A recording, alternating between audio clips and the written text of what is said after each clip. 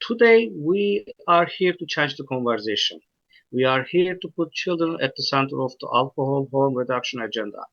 We have gathered a panel of the remarkable experts who will not only share powerful evidence and practical strategies, but also inspire us to act.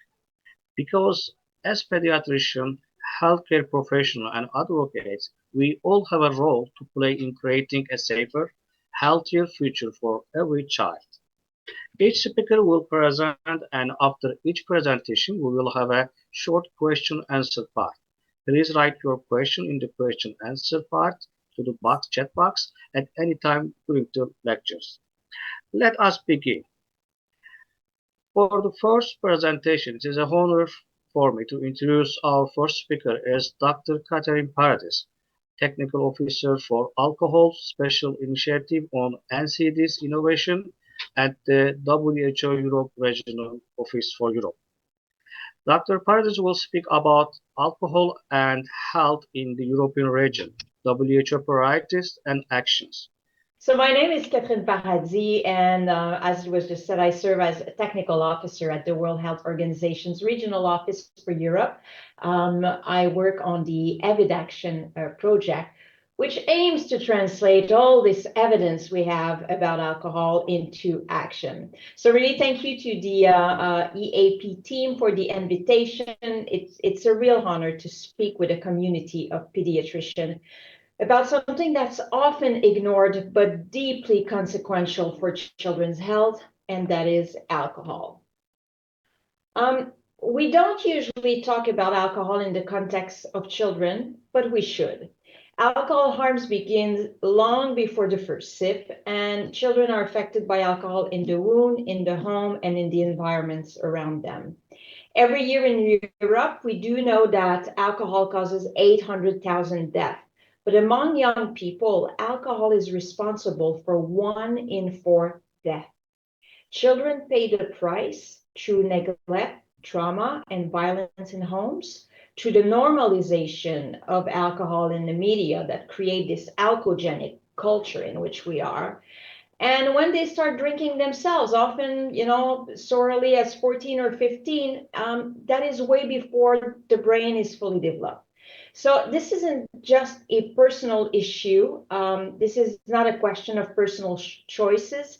It's a public health failure, and one that can be corrected.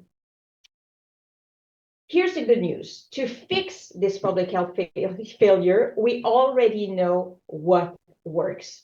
WHO's best buys, higher taxes on alcohol marketing bans, and limits on alcohol availability are proven public health tools. I'd like to bring your attention to the Baltic states and Lithuania in particular. Lithuania implemented strong alcohol policies and in recent years, and quickly saw drops in consumption and alcohol-related death. And WHO's quick buys also remind us that with bold actions, with the implementation of these policies, the effects can be almost immediate. We can see real change within just 1 year, well within a single political term. Let's go back to Lithuania, and because an image is worth 1,000 words, let me point to a graph that tells a powerful story. So in this graph that you're seeing here, each vertical red line on this graph shows when Lithuania relaxed its alcohol policies. And each time what you see is that alcohol consumption rose and the life expectancy dropped. And each vertical green line marks stricter alcohol policies. And each time the consumption dropped and life expectancy increased. So this isn't a theory, it's really real life cause and effect. And for you as pediatrician, this story shows that if governments were to act, children could benefit quickly and measurably.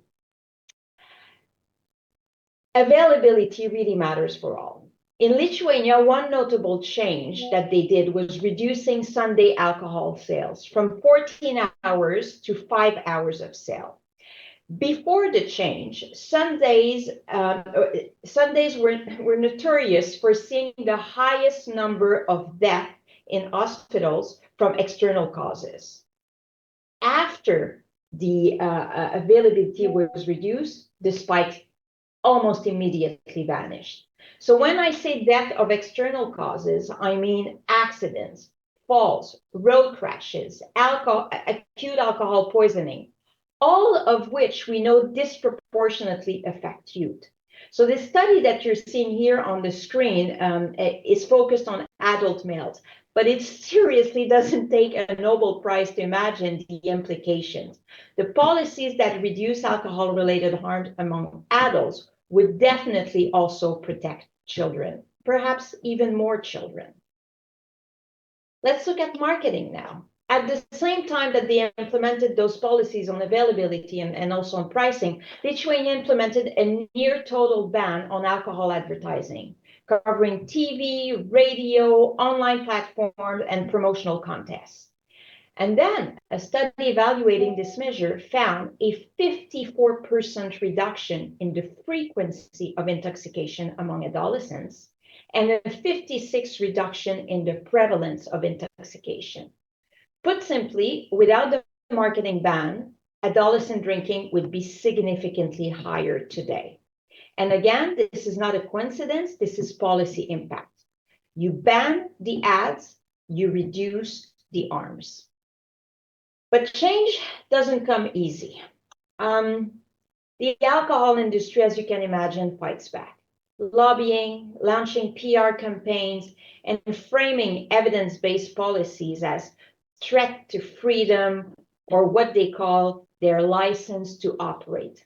Just weeks ago, Diageo, one of the largest alcohol producers in the world, advertised for a global policy manager. The post is still on LinkedIn if you'd like to check it out. And the post was to respond to, and I quote, WHO pressure and to block regulation. So when we fight for children's health, the industry sees it as a threat to its profit. That says it all. To help counter this, WHO last November created or released the Alcohol Policy Playbook. I would invite you all to go and take a look at it. It provides clear evidence-based answers to common industry arguments, and it helps policymakers and advocates to push back confidentially.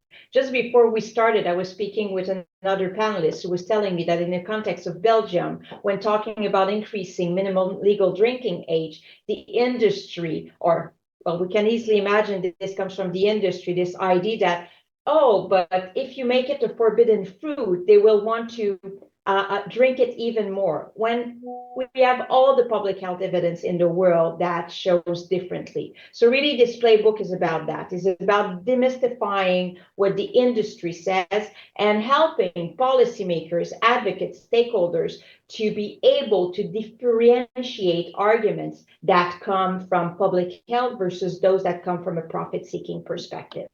So really, the playbook's message is simple: to protect public health, we cannot let a profit-seeking perspective shape decision-making.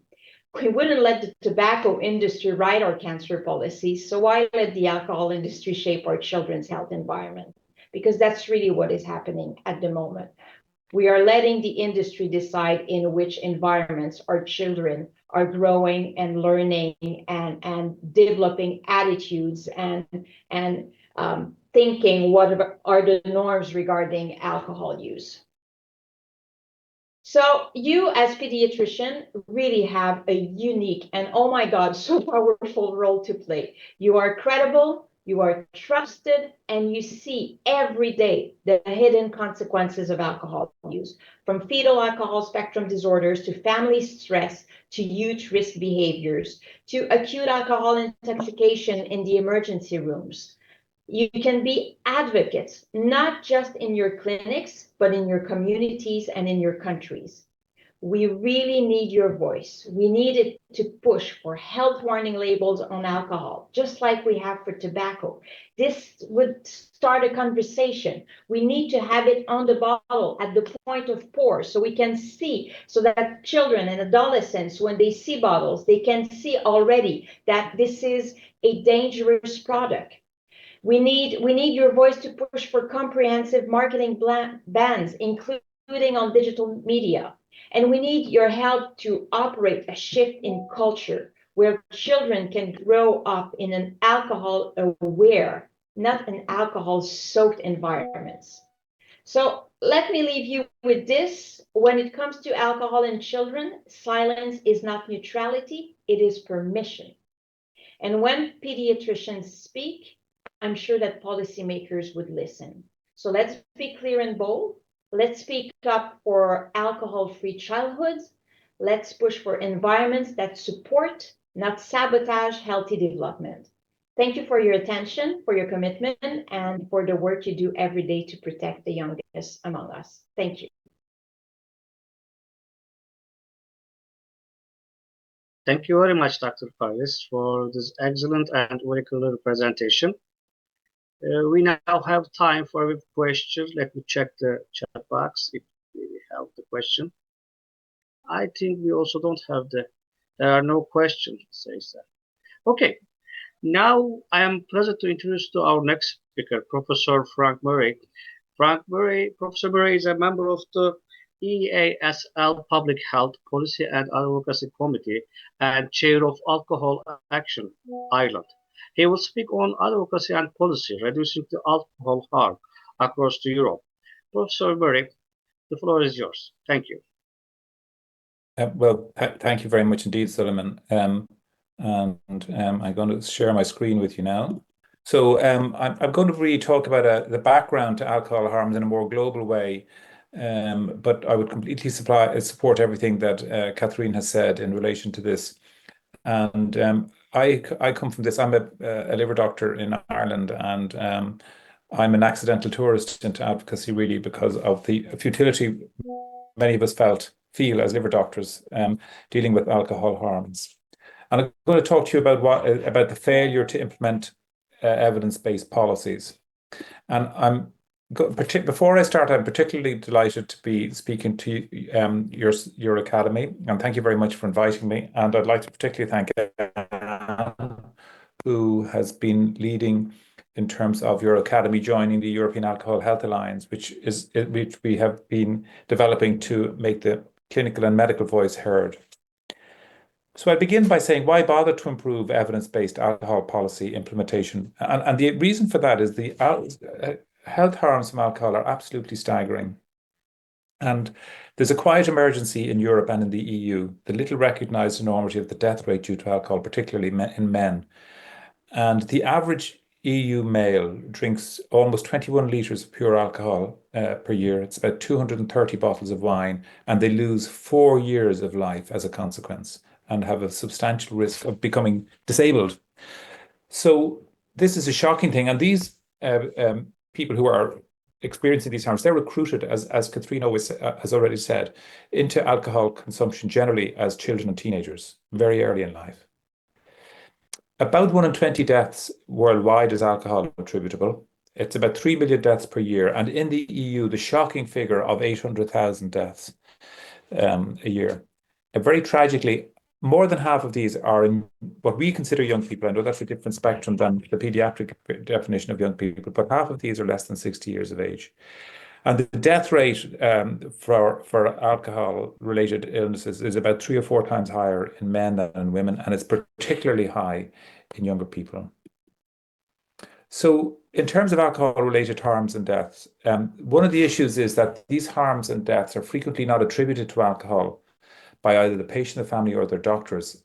So if you present with liver disease due to alcohol, that will definitely be attributed to alcohol by the liver doctors because we work it out as part of our schema. But if you get a cardiomyopathy or heart failure or cardiodysrhythmias or 7 types of cancer, it's unlikely or less likely that your disease will be related by the doctor's family or patient to alcohol. And we have a kind of a cognitive dissonance to alcohol because many of us consume alcohol and yet we tolerate its harms in society. Now, Europe is the heaviest consuming alcohol region. The average drinker drinks 9.2 litres. The average person drinks 9.2 litres, but when you exclude the abstainers, it's nearly 12 litres of pure alcohol per capita per year. And among EU males, it's nearly 21 litres per year, which, as I said, is over 200 bottles of wine or over 1,200 cans of beer. It's a shocking amount of alcohol to consume in a year. Europe also has the highest prevalence of binge drinking beginning in childhood and the lowest rates of abstention from alcohol of all the WHO regions around the world.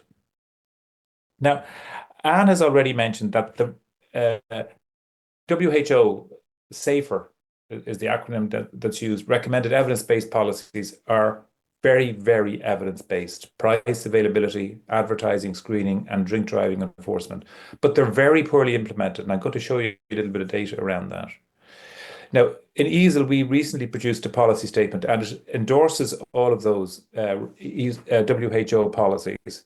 And we also said a couple of other things. We also said in EASL, because we're liver doctors, we said that all countries should have a strategy, and indeed a body, to reduce alcohol harms. In other words, there should be a strategy and there should be people responsible for implementing it. And there should be mandatory health warning labels. Now, Catherine has commented a little bit about alcohol consumption in the Baltic countries, and I want to just show you a couple of things. Several of the Baltic countries have implemented very evidence-based policies to reduce alcohol harms, but Poland has gone in the opposite direction. It has liberalized its alcohol-related laws. And I'm just going to show you a couple of the outcomes in relation to this. Catherine has already shown you this slide from Lithuania. So these are the contrasting outcomes. In Estonia, Latvia, and Lithuania, taxation increases, restrictions on availability of alcohol were successful in reducing sales, mortality, and very importantly, narrowing mortality inequalities between lower and higher educated groups. Whereas in Poland, alcohol control policies were mostly dismantled, with an increase in mortality due to cirrhosis and other alcohol attributable deaths. I'm just going to show you some of the data from Poland because it's shocking, really. Over a 15-year period, alcohol consumption increased from 7 to 10 litres, a 50% increase in per capita alcohol consumption. And that was due to weakening of alcohol control measures through advertising, weakening in advertising, reduction in excise taxes, and marketing campaigns. And associated with this, in both men and women, annual mortality wholly attributed to alcohol consumption increased dramatically. Now, that can't surprise any of you. In other words, more alcohol consumed, more harmed. But it's interesting to see the failure of policy in Poland there. And in Lithuania, you've already heard from Anne what happened, so I won't go over that again, except to say that the huge increase, the 7-year increase in life expectancy associated with the fall in alcohol consumption is something everywhere should be looking at, I think. Other evidence that's of effective alcohol policy implementation includes in Scotland, where minimum unit price was introduced, a floor price below which alcohol couldn't be sold. And when they implemented that in Scotland, two major things happened. First of all, hospitalizations due to alcohol consumption decreased by 4%. And secondly, deaths due to alcohol consumption fell by 13%. And even more attractive than all of those very hard data was the fact that the benefits were seen particularly in people who came from the poorer socioeconomic groups. So there's a social justice component to this that's very rewarding. Now, alcohol is the most toxic substance that you can buy in retail in the supermarket, and yet there are no labels on the bottles in most countries. And most consumers don't know the risks of alcohol. So less than 1 in 3 Europeans know that alcohol increases the risk of cancer, and only 1 in 5 women have the information necessary to make informed choices about their consumption. And that situation is even worse, I think, in children. And so in Ireland, it's planned that alcohol health warning labels will be placed on the bottles, on all alcohol containers, alcohol and cans, from May 2026. That's next year. And it includes on-label alcohol cancer warning labels. So it warns about 3 things. Firstly, that alcohol causes liver disease, which is undoubted. that there's a direct link between alcohol and fatal cancers. Alcohol causes 7 cancers and is responsible for about 28% of all those cancers. They include bowel cancer, liver cancer, and breast cancer. And the third warning is that there is no safe level of alcohol consumption in pregnancy. Now, the alcohol industry, of course, is fighting this tooth and nail, but to me, it's a citizen right issue that people should know the risks of what they're consuming. Now, I've already mentioned about policy implementation being poor, and this is a WHO report which commented in 2024 that most countries reported no progress on the implementation of best pies and alcohol policy since 2010, signaling an urgent need for action. And I'm just going to show you a little bit of data from some liver colleagues of mine who looked at something called an alcohol preparedness index, which is looking at public health policies in different countries. And they had it under 5 headings, which you can see here. Was there a national policy and strategy? Control over production, pricing, and taxing of alcohol, marketing and advertising of alcohol, drink driving policies and countermeasures, and monitoring and surveillance of all of this.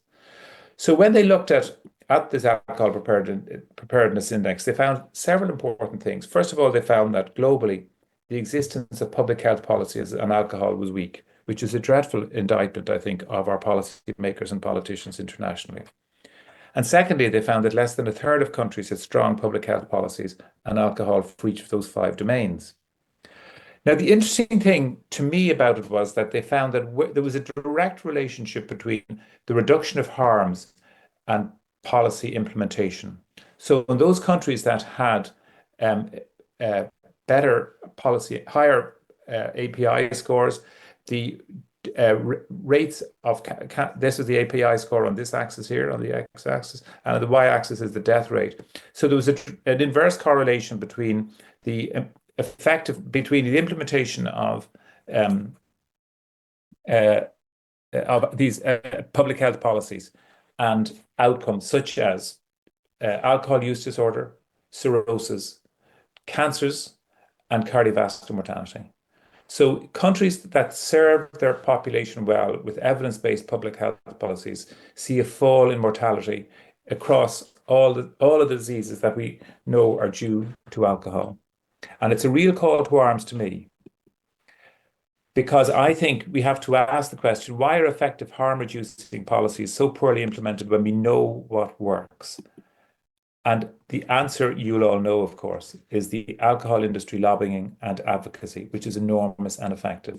And this is just a couple of pieces of data from Movendi to show the top-level meetings with the European Commission over an 8-year period from the industry, the alcohol industry, and from civil society groups such as ours. So you can see there's about a 20-fold greater number of top-level meetings with the European Commission.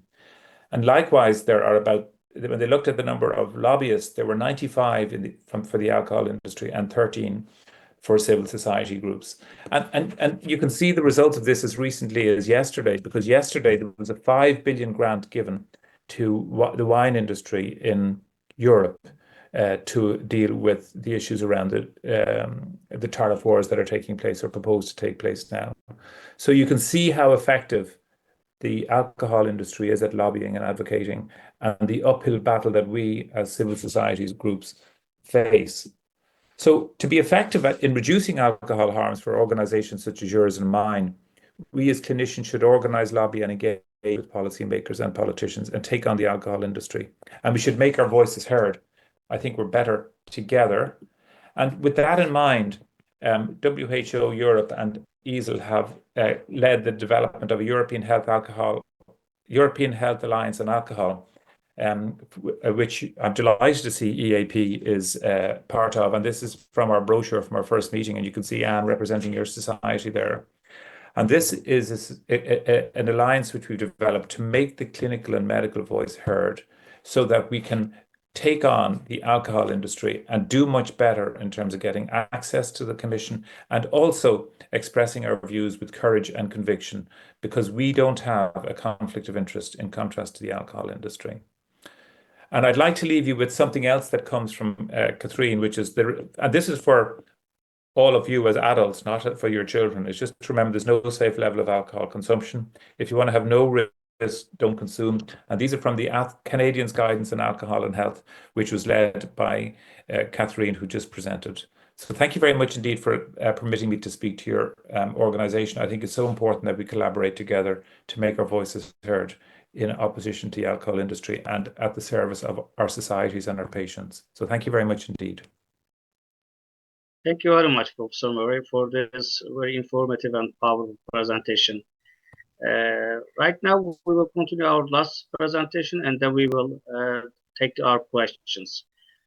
Finally, I am pleased to introduce our last speaker, Professor Ann De Guchtenaere, our past Secretary General of the European Academy of Paediatrics and leading pediatrician from Belgium.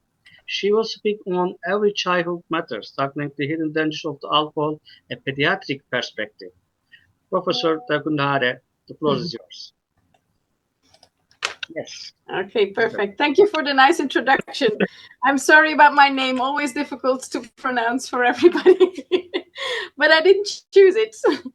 So a lot of you are pediatricians, so I think it's really important that the hidden danger of alcohol, that we know about them, that we know the figures that Catherine and Frank presented us.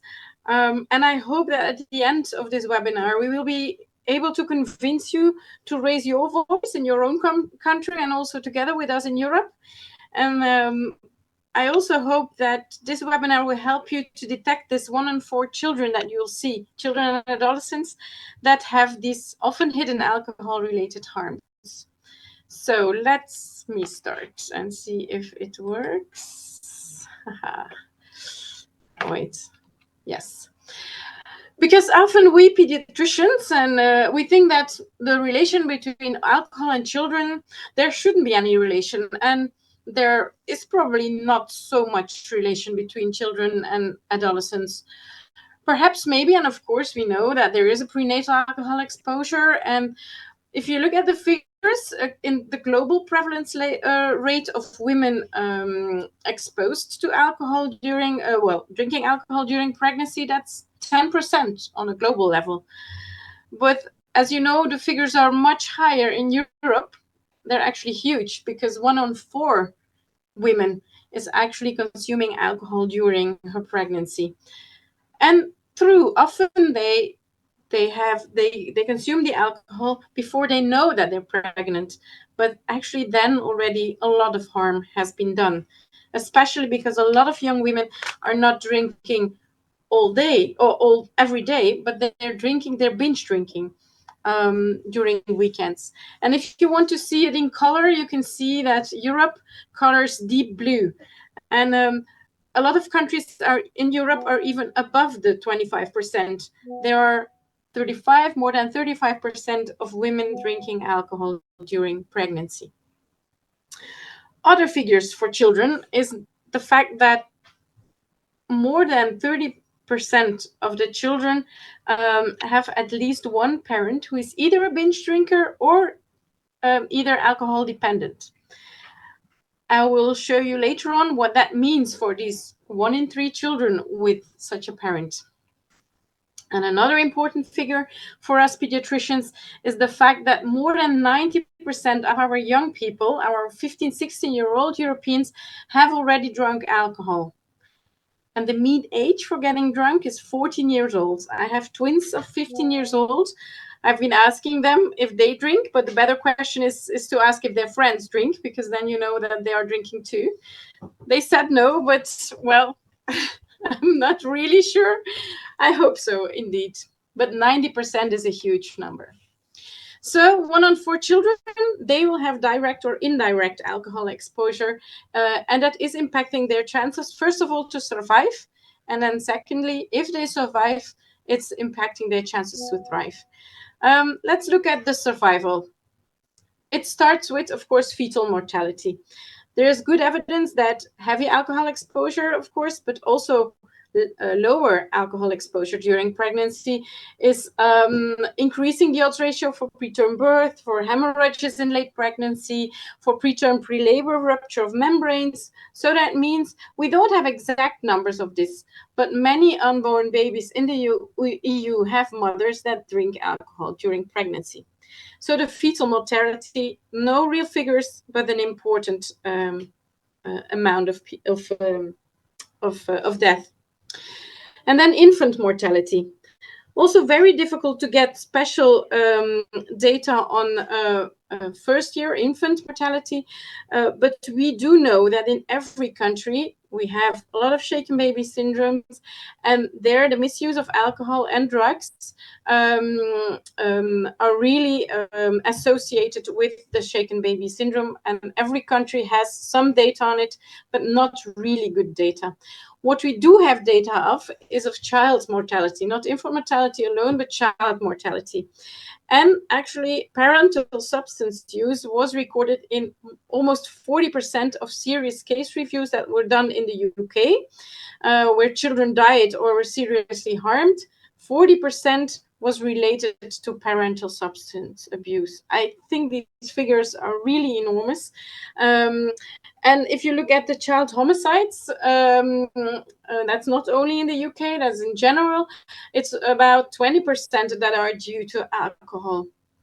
And another figure on childhood mortality is that almost 1 in 4 deaths in children due to motor vehicles are related due to the abuse of alcohol.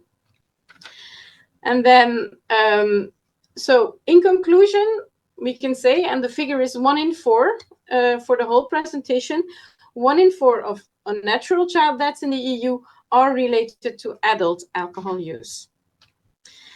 And then about adolescent mortality. Our adolescents are also dying due to alcohol, due to the unnatural deaths. 12% of the unnatural deaths are alcohol related, and most of them are due to accidents, the drownings and the falls. But also the suicidal rate and due to interpersonal violence. These are recent figures. In some countries, they're much higher than 12%. And actually, this is happening mostly 77% on Fridays, Saturdays, and Sundays. So maybe good policy is to let your don't let your teenagers go out in the weekend. Mine were not happy with this rule, but you can always try. Anyway, so the 12% unnatural deaths due to their own alcohol use. And then let's talk about, which is very important for us too, is what do we actually see in the thriving of the children that have alcohol exposure? Well, we know that heavy prenatal alcohol exposure is significantly increasing the odds ratio for small for gestational age and preterm birth. And you know that low birth weight, all pediatricians know that low birth weight contributes also to a range of poor health outcomes. It's closely associated with fetal and neonatal mortality, morbidity, inhibited growth and cognitive development, and non-communicable diseases in later life. So that's the first failure to thrive that we see in children exposed to alcohol. And then we also know, all of us, I think, know the fetal alcohol syndrome. Again, global prevalence rate, 15 in 10,000. Doesn't seem that high. Still, it's too much. But on a European level, again, we are more than double this figure, 37 in 10,000. And then, of course, I don't need to explain you, but I'm sure that everybody in his practice tomorrow will look at the children again differently to check for fetal alcohol syndrome. And you can see the epicanthal folds, the flat mid-face, the smooth philtrum, the vermilion, very thin upper lip, their ear abnormalities, very small head. So the fetal alcohol syndrome is usually known by pediatricians, but I can see in my younger colleagues that they are not well thought in recognizing fetal alcohol syndrome anymore. So I think we need to give them more teaching on that again. And this was for fetal alcohol syndrome is related to heavy prenatal drinking. However, low to moderate parental alcohol prenatal alcohol exposure may lead to other neurodevelopmental disorders and poor cognitive function. So we need to detect them, because we don't speak only on about fetal alcohol syndrome anymore, but we need to speak about fetal alcohol spectrum disorder. And actually, in the fetal alcohol spectrum disorder, you have the three different stages. You have the fetal alcohol syndrome, but also the alcohol-related neurodevelopmental disorders and the alcohol-related birth defects. The different data and prevalences are not known, but there is a very good article that states the total prevalence. And in total, you could see that there are 189 cases on 10,000. And if you calculate that actually says that 1 in 50 newborns in Europe are affected by fetal alcohol syndrome spectrum disorder. 1 in 50. Tomorrow you'll go to your maternity wards. There are probably 50 children there. One of these children is actually affected by fetal alcohol spectrum disorder, and I'm not so sure that we all detect them so easy. What is actually happening? Well, there has been a very recent article, a review article, a good one, that says the influence of even low alcohol exposure on the brain is on 4 different levels. It's on the size of the brain, it's on the growth of the brain, it's on the connectivity of the brain, and the structure of the brain. So it really has a very high impact on your brain when alcohol is consumed prenatally. And here it also shows you the neurodevelopmental differences that we see in children. And on the I don't know if you can see this, A and C are actually showing that these children have worse behavioral problems, worse externalizing behavior, internalizing behavior. So they score very bad on that, and they have a very low performance, for example, on spatial working memory, for example on verbal fluency, and we see that, for example, they have much more dyslexia, so a lot of behavioral problems, a lot of cognitive problems, a lot of neurodevelopmental problems. 1 in 50 newborns in Europe, and it is entirely preventable. Cognitive and learning deficits, behavioral and emotional challenges. But we also have to talk about not only childhood morbidity, but also child well-being. And then I found these a bit older literature review that says that and it was done in Canada, so I don't know if you probably know it, Catherine, but it shows that youth with fetal alcohol spectrum disorder were 19 times more likely to be in prison than youths without fetal alcohol spectrum disorder. So if we detect these children early, and we know that they have such a high chance to get to prison, we really need to detect them early. Because what do we know about child well-being? We know that from all the child in need cases, 16% was related to alcohol misuse. And if we look in the UK, they've looked on the helpline for children. 68, almost 70% of the calls that they got were about parental substance misuse. And we know that there's a relationship between aggression and alcohol use. It's indeed moderated by individual differences, but it's usually in men but also in women. And as Frank said, there is no safe level of alcohol, because it was already found that there is a dose-response connection between a blood alcohol concentration and aggression from a blood alcohol level of 0.05%, which is not much. So a caregiver that is drinking alcohol is an important risk factor for child maltreatment. We know that by now, but it's not only childhood maltreatment like violence that we usually have in our mind. It's also when the parents are using alcohol.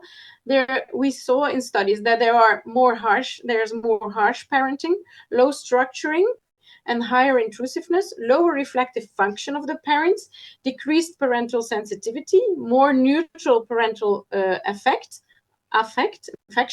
higher parental rigidity, and higher rates of parent-child separation. So pedagogically, we also have big problems when there is substance use. And I deliberately said use and not abuse. So for the child's well-being, the maltreatment is one, but the pedagogical challenges are also high. And then the last age group, our adolescent morbidity.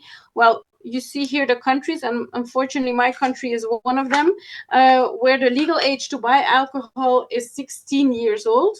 And then our government says, yeah, but it's light. It's only for wine and beer. But, well, alcohol is alcohol. It doesn't matter. If you drink a lot of wine, you have the same as you drink one glass of vodka. So, well, very bizarre how governments are reasoning. But also here, the adolescent morbidity, there's a lot of evidence now showing that alcohol use and evil use, not abuse, in adolescents is also associated with alterations in their verbal learning, in their visual spatial processing, in their memory, in their attention, and also they have deficits in the development and the integrity of the gray and white matter in the central nervous system. The consequences are, again, here, behavioral, emotional, social, and academic problems in later life. This is well shown with a lot of studies. And let's not forget the intergenerational effects.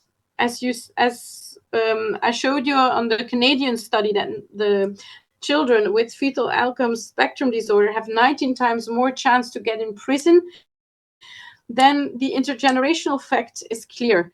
There is a nice study in the Lancet that showed all the factors that can actually influence your life very badly. And losing a parent, as Frank and Catherine were talking about, losing a parent is one of these adverse childhood events. But a family member in prison, child abuse, child neglect, divorce of your parents, that are all adverse childhood experiences, and they happen so much more in families where there is alcohol use and abuse. So, okay, I think it's clear that people drinking alcohol impact their children's chances to survive and to thrive, and actually to reach their full potential. In conclusion, because I would like to have some time to answer questions, tomorrow, if you go to the maternity ward, if you go to neonatology, or in your pediatric consultation, please, 1 in 4 babies have this prenatal alcohol exposure. Please try to talk with parents and try to detect them and make them aware of the incredible harms that alcohol is doing, even alcohol use, because we think alcohol abuse and alcohol dependency are bad, but just alcohol use. And if you talk to people, they think, yeah, well, when I just get drunk sometimes in a weekend, and then that's binge drinking. So, and actually, if you go check in your environment, there are actually a lot of people that are abusing alcohol and are alcohol dependent. So, even low to modern alcohol use, the evidence is, we have enough evidence that they have an effect on development and cognitive functioning, behavioral functioning, So we need to detect these problems in our practices and make them openly, how do you say that, that you can talk about. You should openly talk about this with the parents. This is prevention, and this is one of our major tasks to do. So, and also look for the discrete facial dysmorphies that fetal alcohol spectrum disorders can give.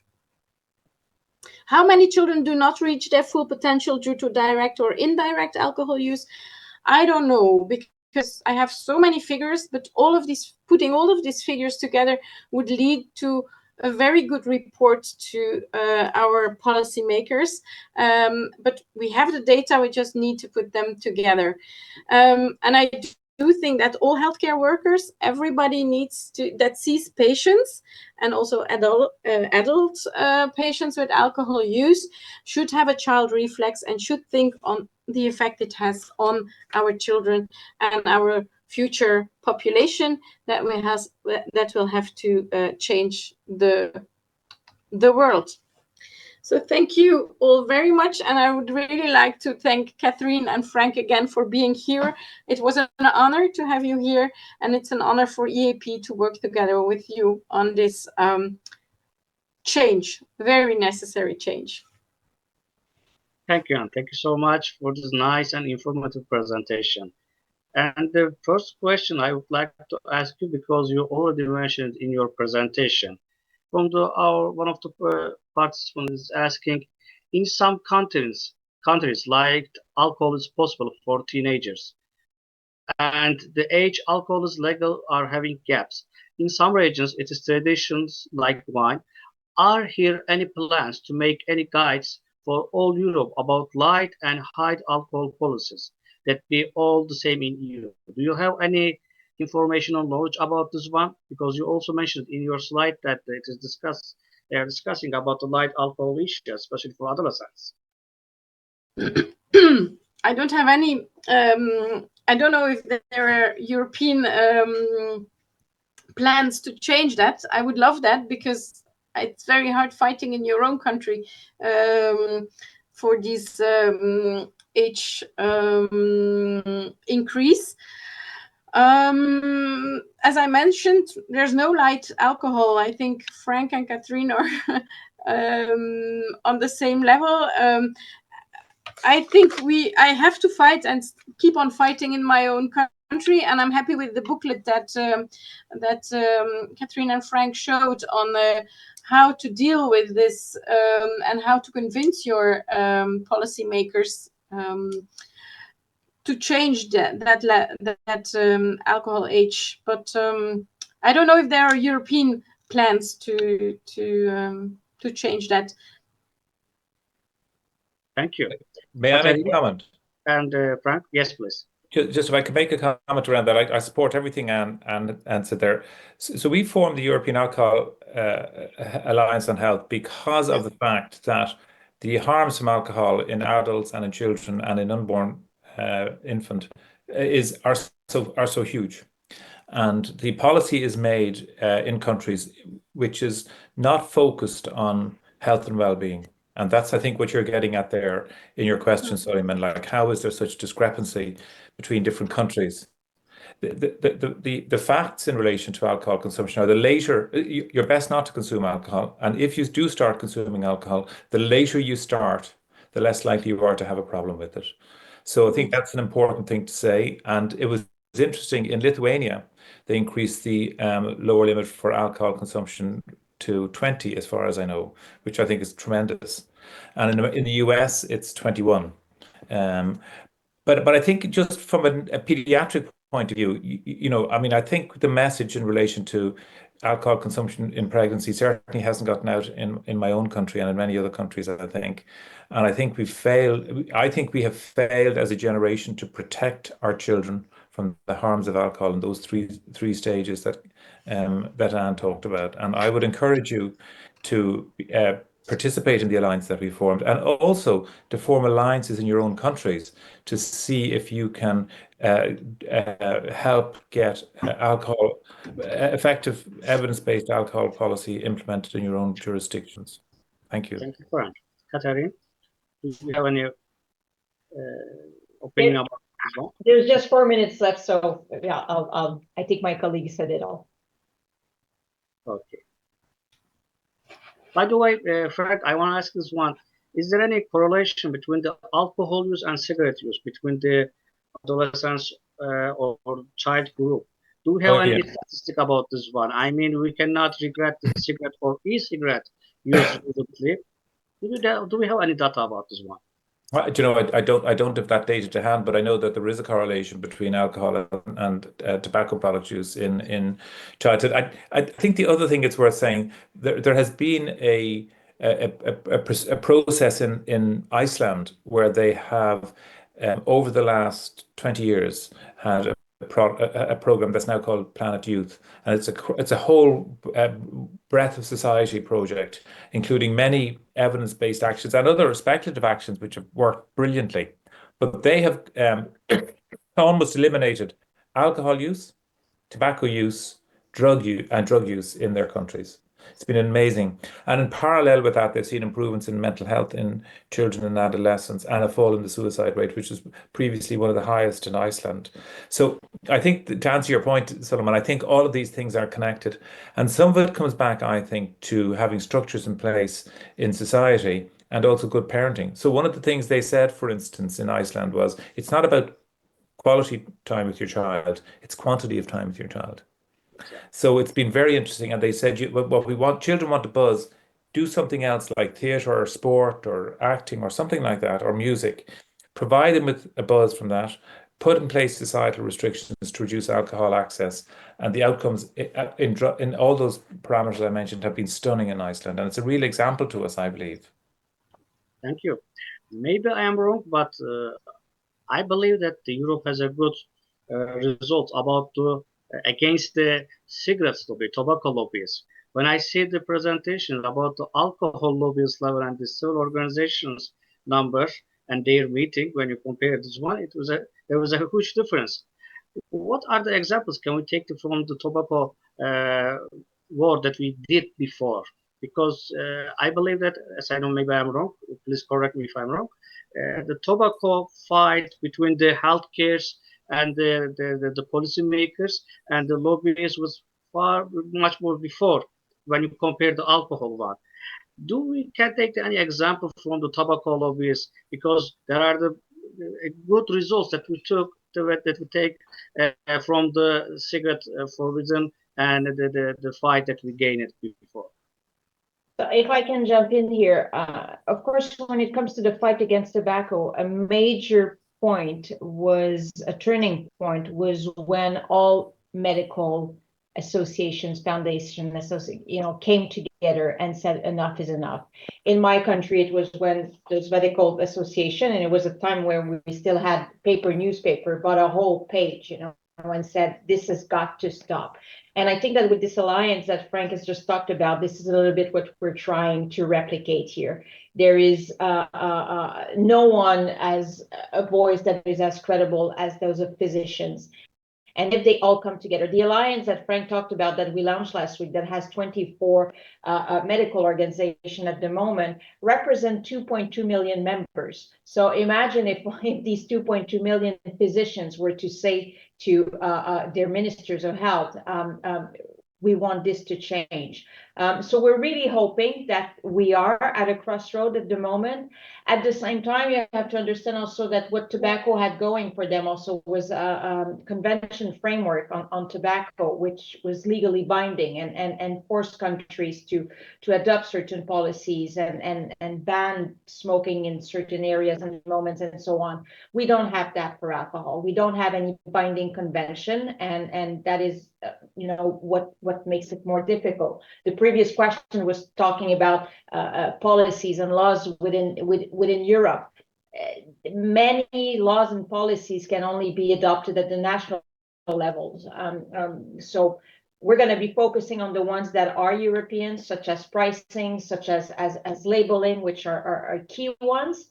But yeah, this is, and on the flip side also, the alcohol industry learned a lot from the tobacco also, and they've become much more sophisticated, and they've co-opted the language of public health. They spy, and one thing, and I really need to say this is super important. Whenever you are if you do some advocacy work and end up in meetings and where the industry is saying that they need a seat at the table because the object of discussion is alcohol and alcohol is their product, alcohol is not the product of our discussions. Public health is. And what does the industry know about public health? Absolutely nothing. So they have no seat at the table, and that should be very clear. Thank you, Catherine. The last question to the Ann. Ann, do you believe that there are enough research, clinical research, about children, adolescents, and the alcohol consumption and their result? No, I don't think there is enough research. We should do much more. We already have a lot of data, but I think we need more. And we need to do them much more on low, what some people call low alcohol use. We have a lot of data on heavy alcohol exposure. So I do think we need more data. And then just to answer the last question, which is an important one, if the father is alcohol dependent or an alcohol user around pregnancy, how it affects the fetus, there are data on that. Very good data was done in a study in China that shows that these children have a very much higher chance, a risk of developing congenital heart defects, and the fetal growth is also impacted. So yes, the father has an important role to play too. It's not only the maternal alcohol use. So if that answers your question and the one that is in the chat. Thank you. Thank you.